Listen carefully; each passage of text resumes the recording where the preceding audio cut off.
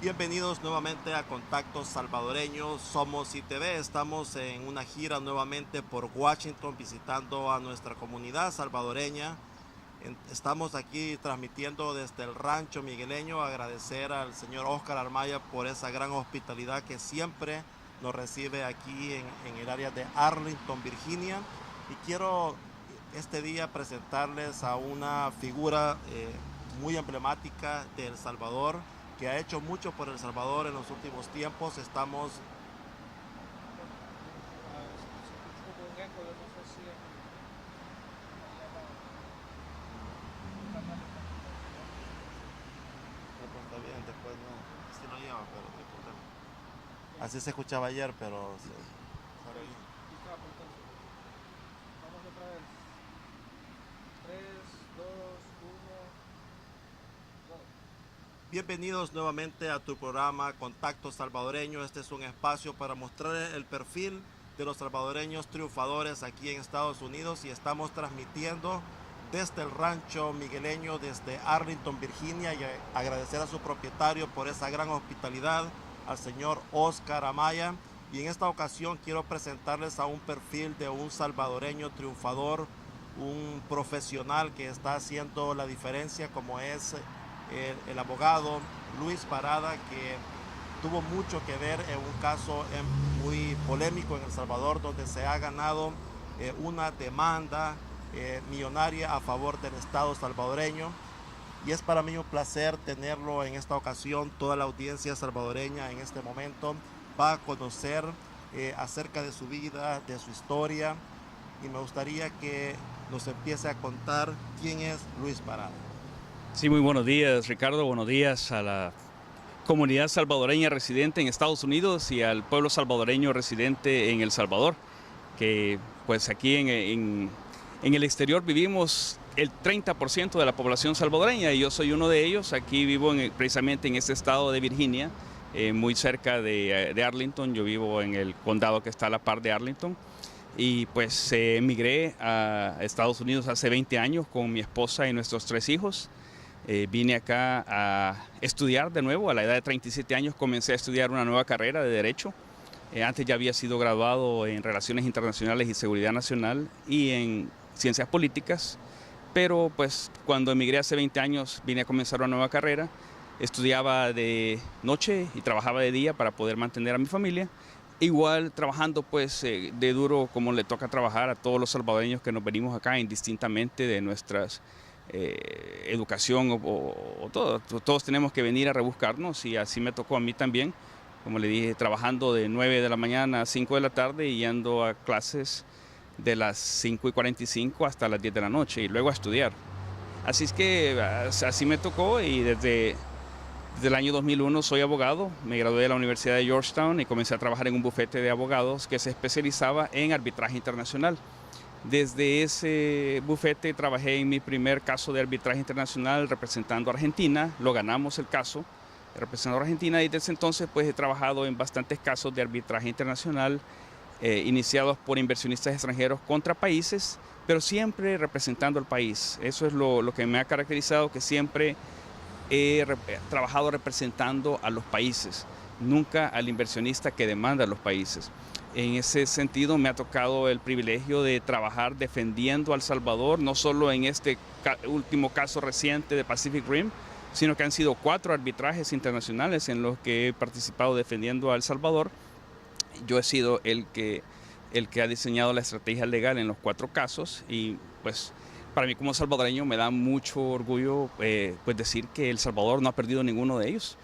Se ha evitado pagar más de 1.300 millones de dólares en demandas de los países, y como pues en este último caso la gente sabe, el caso de Pacific Rim, El Salvador no solo no le tuvo que pagar un tan solo dólar a Pacific Rim, sino que al contrario, Pacific Rim, en el laudo del 14 de octubre del año pasado, se le obliga a reembolsarle a El Salvador 8 millones de dólares de la parte de las costas procesales que costó ese arbitraje durante los 7 años y medio que duró.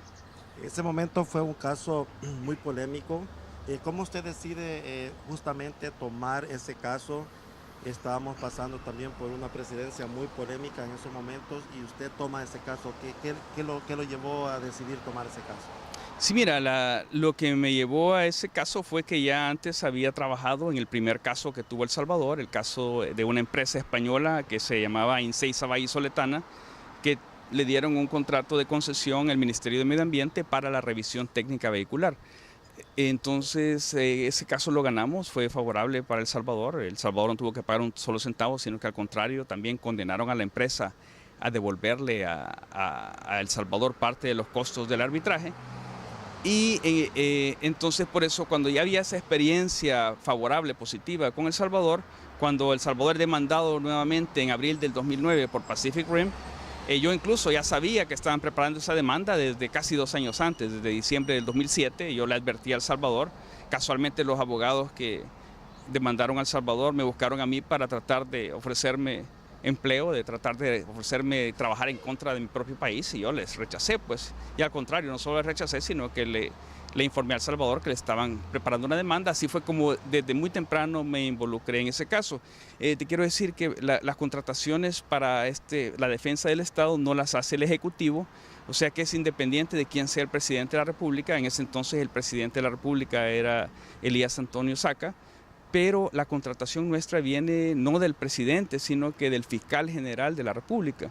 En ese entonces era el fiscal Félix Carril Zafie. Así fue que él fue el que nos contrata, y en el caso que duró 7 años y medio, pues tuvimos que trabajar con 4 fiscales generales. En ese momento había muchas empresas que estaban interesadas en que Pacific Rim se quedara en El Salvador. E incluso muchos inversionistas salvadoreños eran inversionistas también, socios con ellos, y se veía que había como dinero bajo la mesa. ¿Cómo fue la cuestión política en ese momento? Mira, después, a medida que siguió el arbitraje, nos dimos cuenta que en realidad era un poco complicado, porque la empresa pues se asoció con algunas personas salvadoreñas en el sentido de darles puestos en la empresa, y su compensación no era solo en efectivo, sino que también era con acciones de la empresa. Y esas acciones, claro, solamente iban a tener valor en la medida que obtuviera la empresa la concesión que quería. Así es que los funcionarios salvadoreños de la empresa tenían un incentivo económico bastante fuerte para que le otorgaran la concesión a Pacific Rim. Y eso, pues, creo yo que creó tal vez algunos de los problemas que surgieron con las comunidades posteriormente, cuando las comunidades locales de Cabañas se opusieron a la minería. Pero eso tal vez hizo más difícil tener un veredicto a favor de El Salvador en la CIADI. Mira, no necesariamente, porque todos esos problemas se generaron antes del arbitraje. Ya en el arbitraje, después del 2009, ya pues la empresa ya había dejado de operar en El Salvador, solo apostó a querer ganar el caso para ponerle presión a El Salvador de que les permitiera obtener la concesión. Sin embargo, como el tribunal arbitral lo dijo unánimemente, incluso de los 3 árbitros, uno nombrado por Pacific Rim, otro nombrado por El Salvador y el tercero nombrado de acuerdo por acuerdo de las 2 partes, de forma unánime el tribunal dijo que la empresa no había cumplido los requisitos para obtener la concesión, o sea que hubiera sido de todas formas imposible. Lo que sí dificultó un poco al final las cosas fue que la empresa pues trató de llegar a hacer negociaciones con algunos funcionarios del gobierno actual, pero pues gracias a Dios no llegó eso a más. La empresa trató de detener el arbitraje, trató de detener el laudo 2 meses antes de que fuera emitido. Sin embargo, el fiscal general Douglas Meléndez me dio instrucciones claras, inmediatas, de rechazar esa pretensión de detener el arbitraje, y fue así como el 14 de octubre El Salvador obtiene el laudo favorable en todo sentido para el país, que fue pues una decisión histórica no solo para el país, sino que en el mundo del arbitraje internacional ante el CIADI, porque tal vez hay necesidad de aclarar algo. En estos arbitrajes internacionales no es lo normal, no hay una regla de que el que gana se le devuelve parte de sus costos de arbitraje, de costos legales, sino que lo normal es que cada parte en el arbitraje tenga que cubrir sus propios gastos. Así que le hayan otorgado a El Salvador $8 millones, para darte un contexto, esa fue una doble victoria. Sí, y fue la cantidad más alta que había otorgado hasta ese entonces un tribunal del CIADI a un estado, $8 millones. Así que fue una victoria bastante interesante, y fue también lo que permitió que pocos meses después en una concertación de fuerzas de la Iglesia Católica, las comunidades locales, las universidades como la UCA, todas las fuerzas vivas de la nación, precisamente tratando de poner el interés nacional por la protección del medio ambiente, la vida y la seguridad de las personas antes de los intereses personales que podría representar algún ingreso que podría dar la minería, se logró aprobar a finales de marzo de este año la ley de prohibición de la minería metálica. Eso fue una consecuencia directa de la victoria que hubo en el CIADI, pero que fue impulsada por todos los actores de la sociedad civil y fue apoyada por todos los partidos políticos. Fue, mira, una de las ocasiones más bonitas. Yo estuve presente ahí en el pleno de la Asamblea Legislativa con mi esposa, cuando la Asamblea Legislativa, unánimemente, todos los diputados que estaban presentes, todos votaron en favor de esa ley de prohibición de la minería metálica. Y fue algo muy bonito porque le demuestra que cuando las personas se unen por el bien común, por el bien del país, El Salvador puede hacer cosas tan bonitas como esa. El Salvador se ha convertido en el primer país que ha prohibido la minería metálica, a pesar de que podría representar algún ingreso, pero consideró el país y sus políticos que prevalecía más la defensa de la vida, de la salud y del medio ambiente que cualquier pocos dólares que pudieran quedarle al Estado. Y yo creo que eso es lo que demuestra, es que para eso en realidad es que sirven la política, para eso sirven los partidos políticos, para buscar el bien común. Y cuando todos nos ponemos el interés del país primero, antes de cualquier otro, se pueden hacer cosas excelentes y muy buenas para el país. Después de este caso, de esa gran victoria a favor de El Salvador, ¿fue este caso que lo fue impulsando para que usted conociera más de la política salvadoreña?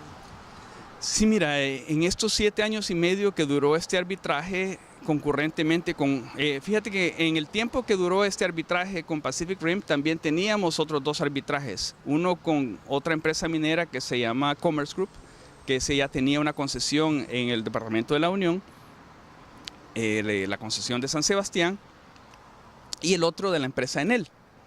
Entonces esos 3 arbitrajes que se manejaron en este periodo de 7 años y medio me dio la oportunidad de conocer bastante del país, no solo de... O sea, yo conocí el país, pues yo soy salvadoreño y en realidad cuando estuve en la Fuerza Armada 12 años, pues, y me tocó 3 años andar en todo el país. Yo conozco quizás más del país que la gran mayoría de personas porque me lo he caminado todo.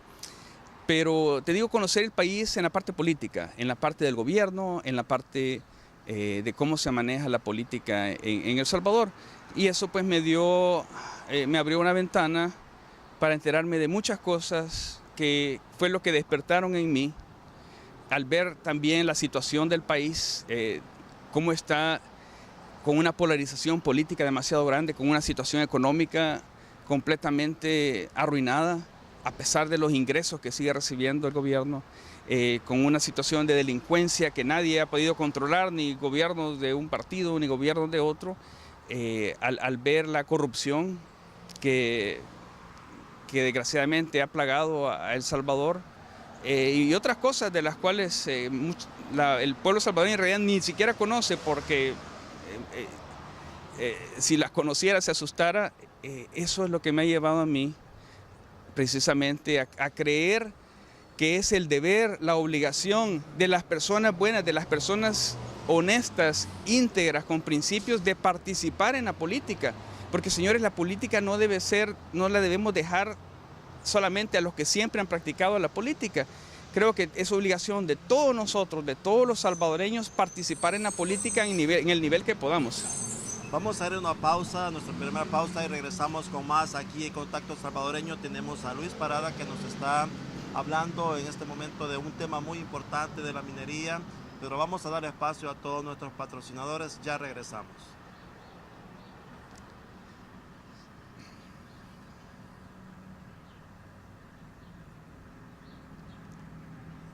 Ok, haz un corte en las dos. Quiero que estés con